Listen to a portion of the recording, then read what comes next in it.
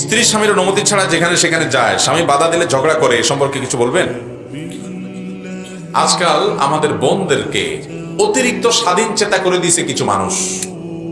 তারা মহিলাদেরকে উস্কাই দিয়েছে যে কিসের স্বামীর কথা শুনবা, স্বামীর কথা মানবো না, বদ্ধ করে থাকবো না, এসব স্লোগান শিখিয়ে দিছে না ভাইরা আমার।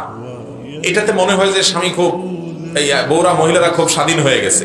কিছুটা স্বাধীনতা হয়তো হয়, কিছুটা হয়তো স্বাদ উপভোগ করে, মজা উপভোগ করে, কিন্তু ভাইরা একটা সময় সে বুঝতে পারে যে এটার দ্বারা তার ক্ষতি হয়। সবচেয়ে বড় ক্ষতি হলো ইমানদার নারীকে নবী করিম সাল্লাল্লাহু আলাইহি ওয়াসাল্লাম জান্নাতে যাওয়ার জন্য চারটি আমল দিয়েছেন, চারটি কন্ডিশন দিয়েছেন। এক হলো ইজা সাল্লাতিল মারআতু খামসাহা, যখন ৫ ওয়াক্ত নামাজ পড়ে, ওয়া সামাত শাহরা, রমজান রোজা রাখে এবং স্বামীর আনুগত্য চলে। ৩ নম্বর, আর নিজের লজ্জাস্থান হেফাজত করে, জেনা ব্যভিচার করে না, হারাম রিলেশন করে না। ২ নম্বরই পথ থেকে বাঁচিয়ে রাখে নিজেকে। এই 4টা কাজ করলে ওই নারীর জন্য জান্নাত আল্লাহ তাআলা সহজ করেছে, জান্নাতে যে কোনো দরজা দিয়ে প্রবেশ করে।